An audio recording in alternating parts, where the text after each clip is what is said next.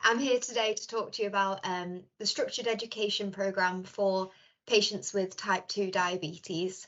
My name's Laura. I'm an assistant psychologist with the Diabetes Education Service. So I've done lots and lots of research with the team into sort of the barriers to people engaging with diabetes education, but also how we can make our service a bit more accessible for patients. I'm also a newly qualified diabetes educator, and I've just started delivering diabetes education sessions online. So that's a little bit about me. So the key points that I'm going to cover with you today is just a refresh of the diabetes education programme offers. There's been a bit of a change recently, so just give you a bit of a refresher on those. A little bit about how you can help your patients to engage with education. And how you can use System 1 to make referrals if you don't do that already. So just a bit about our programmes then. We have two main programmes on offer. These are Expert Diabetes, that's our main programme. And then we've also got Diabetes and You, so that's for people who are not able to join expert sessions. So a little bit about Expert then. Expert is a nationally accredited structured education programme, and it's recognised in NICE guidance. So it's a group-based programme with up to 15 patients, and we offer both virtual and face-to-face sessions. So the virtual sessions are over Microsoft Teams like this, and are 1.5 hours a week for 6 weeks. The face-to-face sessions are delivered at venues across Derby and Derbyshire and are 2.5 hours a week for 6 weeks. So there are both daytime and evening courses available for patients.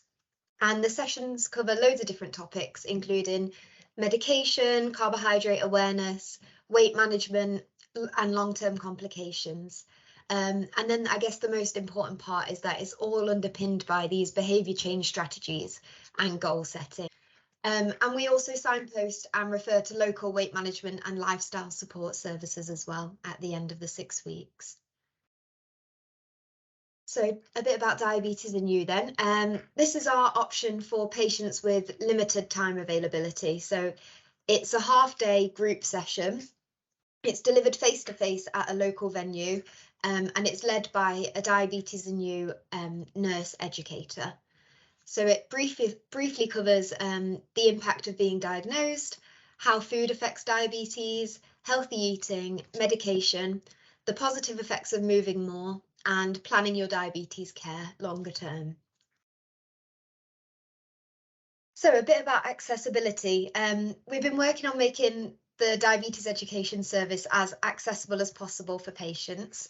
We're now actually classed as a health literate organisation.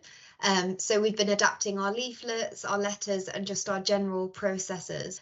So this includes creating an easy read leaflet and creating materials in different languages.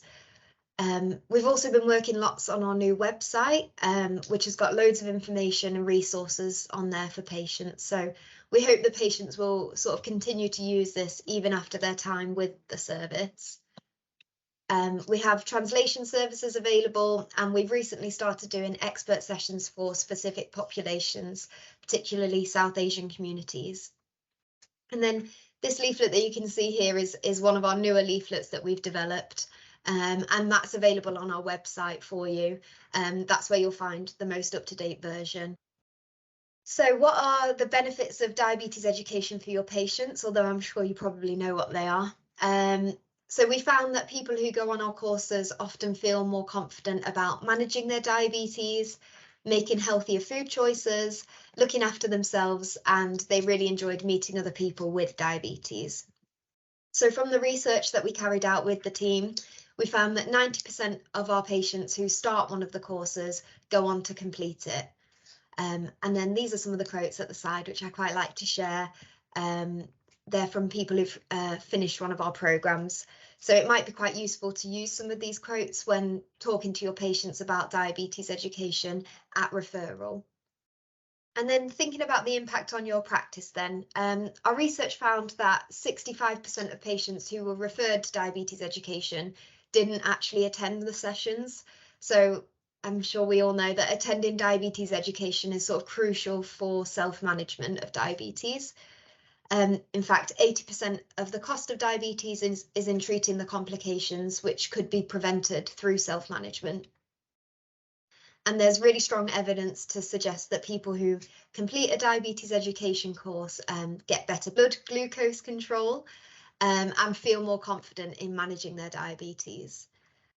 So people with diabetes spend on average only 3 hours of the entire year with a healthcare professional. So learning to self-manage is really crucial to reducing the pressure on primary care. And then just so you're aware, the patient outcomes in terms of completion rates and DNAs, they're fed back to your practice once a month with a read code attached to each patient. And then that read code should be attached to each patient's record. And that's just so they're recorded for the National Diabetes Audit. So some frequently asked questions then. These questions are based on a piece of work that the team conducted where follow-up calls were made to over 1,000 patients who had not taken up the offer of education after they'd been referred. So these were some of the most common reasons why patients didn't take up the education after referral. So it's things like, I don't think I have diabetes as I was borderline. Why should I even do education? Or I have other health conditions. Should I be working on them first before my diabetes education? And also a really common one is my diabetes symptoms are not that bad. Should I wait until they are to do a diabetes education? So it might be quite useful to address some of these concerns in your appointments when patients are being referred. So some of the key points to share with patients might be if you've been referred to diabetes education, it does mean that your blood glucose was 48 millimoles or higher, which means you are type 2 diabetic. So you're not quite borderline, you are type 2 diabetic.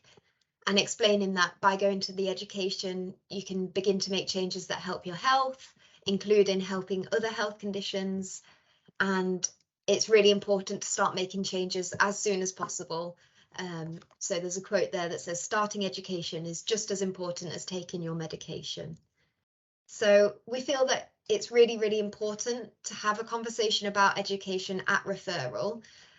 This will ensure that we're receiving appropriate referrals to the service and that patients are really aware of what they can expect. So these are sort of evidence-based points to share with your patients. So if you only have a few minutes to talk about diabetes education, these are sort of the most important things to get across.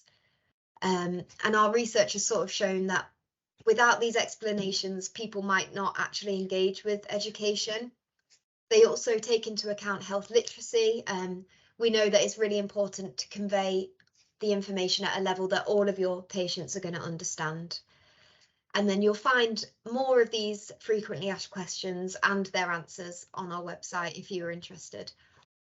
So some things to think about when you're speaking with your patients. So this is taken from some research from Diabetes UK, and they did some research with GP practices in Kent who were achieving higher than average results in their referral attendance and completion rates for diabetes patient education.